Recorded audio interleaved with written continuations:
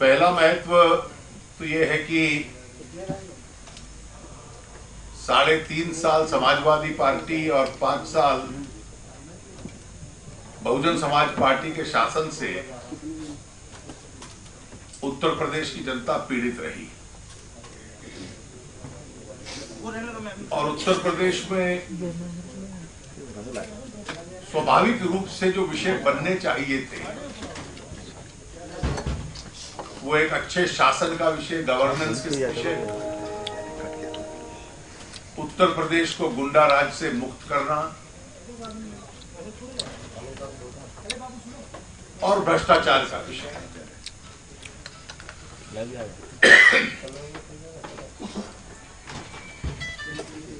और किसी भी राजनीतिक दल से जो वहां सरकार बनाना चाहते हैं, अपनी ताकत बढ़ाना चाहते हैं, ये उत्तर प्रदेश के स्वाभाविक विषय थे चुनाव।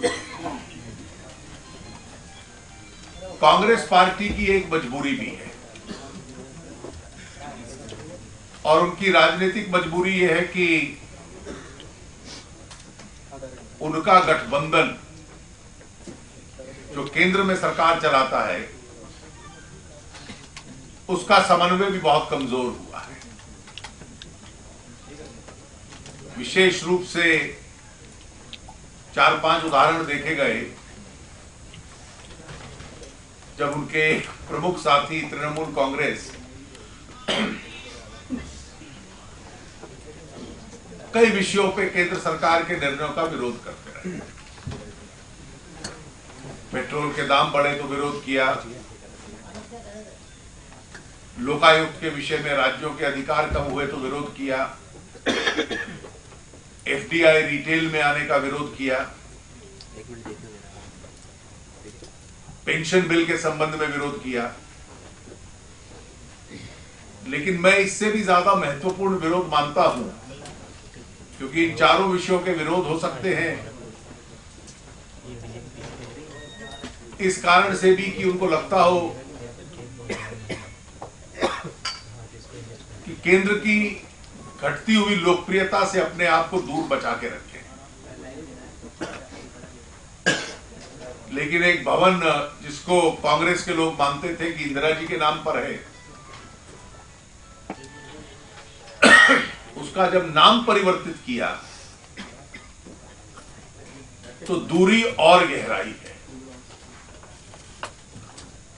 और कांग्रेस पार्टी के लिए इसलिए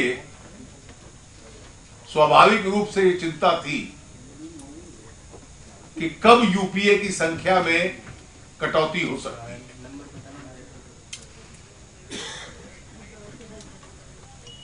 इस कटौती को पूरा करना उत्तर प्रदेश का चुनाव कांग्रेस के लिए एक अवसर था। अवसर इसलिए था कि स्वाभाविक रूप से कांग्रेस उत्तर प्रदेश में ताकत की दृष्टि से चौथे नंबर का दल है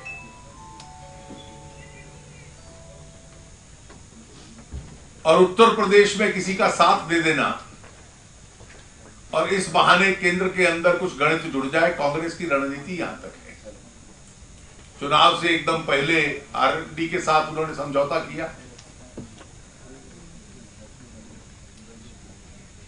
और चुनाव के पश्चात भी ऐसे संकेत आ रहे थे कि वो किसी साथी की तलाश में होंगे।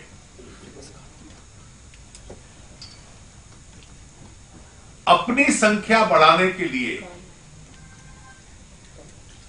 जो स्वाभाविक विषय यूपी में थे, the natural issues of governance, liberating the state from गुंडा राज,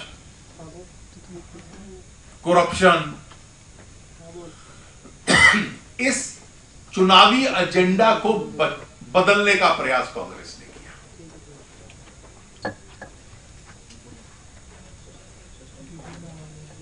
It was an effort to change the electoral agenda from governance issues to a divisive agenda. समाज को बांटने का एजेंडा ये उत्तर प्रदेश के अंदर उन्होंने लागू करने का प्रयास किया। केंद्र सरकार ने मजहबी आधार के ऊपर आरक्षण मिले, इसका निर्णय लिया।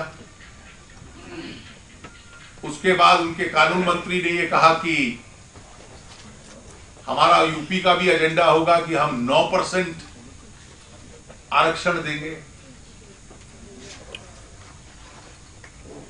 अल्पसंख्यक वर्ग को मजहबी आधार के ऊपर। इस 9% का प्रभाव हम समझ लें। संविधान इसकी अनुमति नहीं देता। चुनाव के समय समाज को बांटना, 7.5 साल आपको इस विषय की चिंता नहीं थी।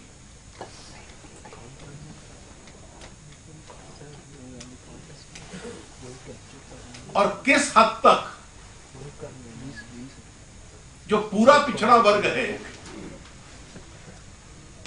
जिसमें कई धर्मों के लोग आते हैं, उसके अधिकार में एक बड़ा गैप ले आना, छेद कर देना, a big hole in the OBC rights. 27 में से 9 अगर आप मजहबी आधार पे कर देते हैं तो with in the OBC you are providing for a 33% reservation.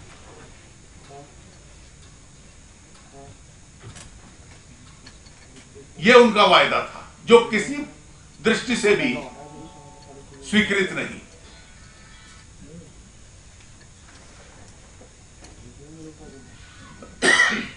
इसका जस्टिफिकेशन यह था कि हमारे एजेंडा में होगा, मैनिफेस्टो में होगा।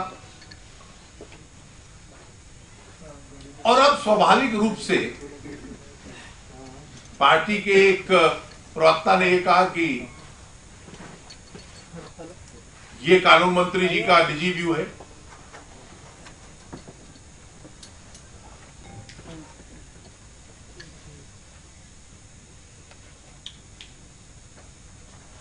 ये दोहरी भाषा क्यों है? वाई इज दिस ड्यूल फोक टंग?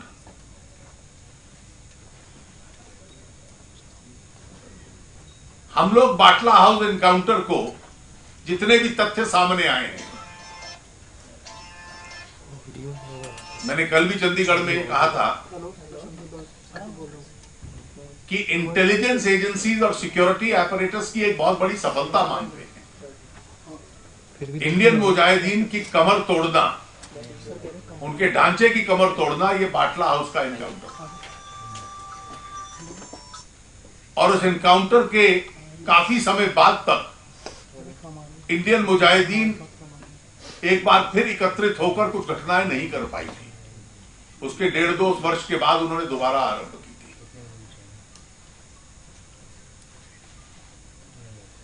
सरकार के स्पष्टीकरण के बाद भी कांग्रेस पार्टी के प्रवक्ता बार बार ये कहें कि ये झूठा एनकाउंटर था। ये दोनों घटनाएं दिखलाती हैं कानून मंत्री का 9% के ऊपर कहना, पार्टी महासचिव का बाटला हाउस के ऊपर कहना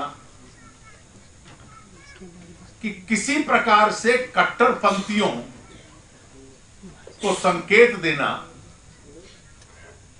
और समाज को बांटना, यह पार्टी का स्पष्ट रूप से रवैया था। बेहतर होगा कि बाटला हाउस के संबंध में सरकार एक श्वेत पत्र जारी करे, वहां से क्या क्या सामान रिकवर हुआ, कौन लोग थे जो वहां से भागे, कौन लोग थे जो वहां पकड़े गए,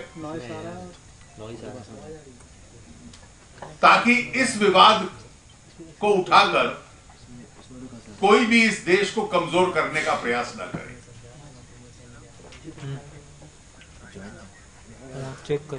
पहली दृष्टि से कई बार लगता है कि कांग्रेस पार्टी के लोग अलग अलग भाषा बोल रहे हैं।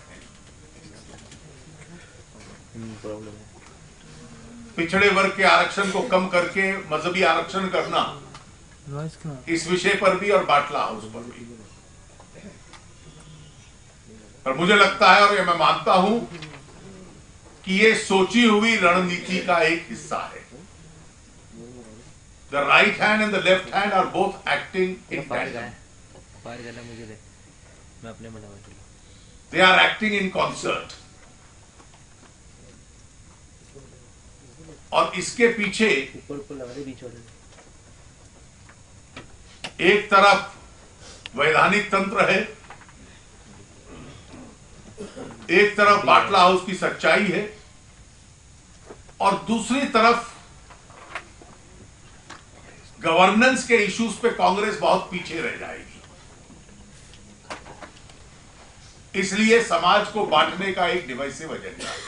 क्या लगा रखा आपने? आरसी का है, आरसी लगा रखी, लॉक दो में लगा दो इनको, फटाफट दे। जो लोग अधिक रूप से इस प्रकार के एजेंडा को लेकर आगे बढ़ेंगे, कई बार अपने ही जाल में फंसने की संभावना भी रहती है।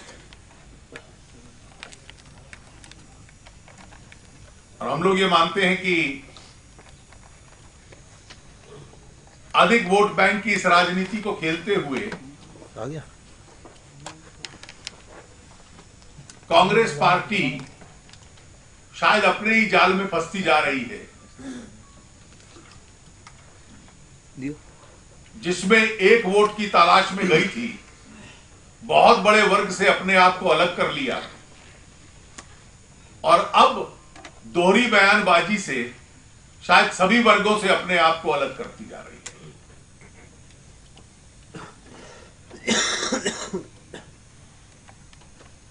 This too clever by halves tactics may just leave them with these tactics but with no votes. और हम लोग ये मानते हैं कि इन चुनावों में समाज के हर वर्ग के मतदाता इस प्रकार का खतरनाक खेल खेलने के लिए इस पार्टी को निश्चित रूप से सजा देंगे, और जो उत्तर प्रदेश जैसे राज्यों में उनकी राजनीतिक ताकत है बहुत सीमित, उसको और छोटा करके मतदाता इनको एक सबक सिखलाएगा। धन्यवाद।